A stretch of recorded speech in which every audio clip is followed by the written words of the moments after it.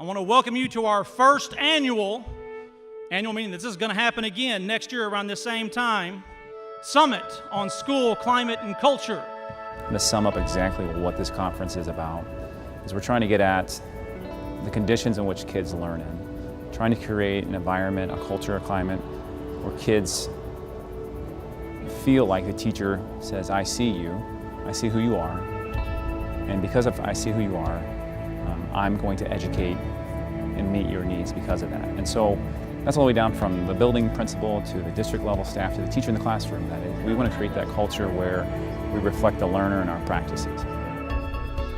Culture and climate is imperative for any effective organization and institution, and so schools are not exempt from that need to really talk about common goals and core principles and effective environments. And so rethinking maybe some of the systems and policies that we have in place and moving forward together with this as a core value. That's what this conference is about, is when we say, school climate and culture, we mean conditions and environment in which kids come to school every day and want to come to school. And they see themselves in the teaching, they see themselves in the curriculum, they see themselves in the staff members' actions, and they feel welcome when they come to school. So that's what we're talking about. I feel like we are almost pioneers in really focusing and putting financial resources, human resources, and emotional resources into a part of school that's often invisible to the public. And it is very visible to practitioners in schools and to students, most importantly. And I think it's often a lost part of the education system. How we feel, our social environment, and the health of that is absolutely a basic need, an essential need before important sustainable learning and long-term happiness and development of a child or an adult can happen. And that's true for kiddos as well as it is true for staff and teachers too. To go into school and see those you serve, see their story.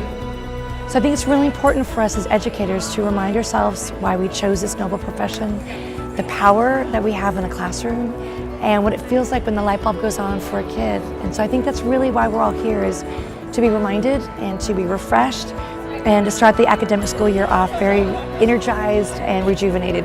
I think it's bringing awareness to others that have not realized what exists here and how much we can empower students with what we're getting out of this workshop.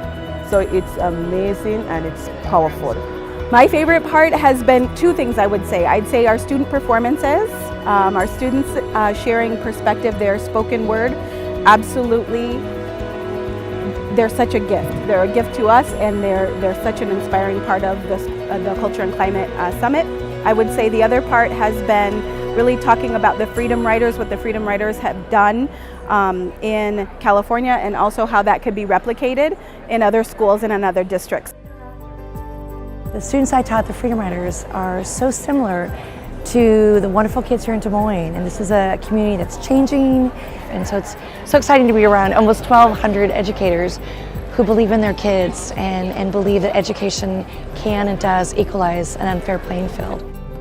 Giving students the voice and inspiring them to be their best, and ways we can do that. It's doable. So I've been inspired and I've been motivated and I've been brought to tears by so many stories of classroom teachers right here in Iowa who truly believe in their kids. So I'm teaching and also a student at this amazing conference. I'm excited for next year's summit. This one's already pretty amazing, and I just know it's going to continue to grow and get better and better each and every year. Definitely, I would recommend that there should be a continuous, not just a one summit for yearly, but something that could continue in the buildings. So I would definitely recommend this. I think having, again, those exciting and inspiring conversations about ways you can implement really great strategies and practices that really embody what you want the student experience to be is absolutely essential. And do so in an exciting way with really great founders who have already started some of the work and have different experiences is essential. We're already planning next year. We have 2017 planned out for August 7th and 8th. We have a couple keynote speakers already booked.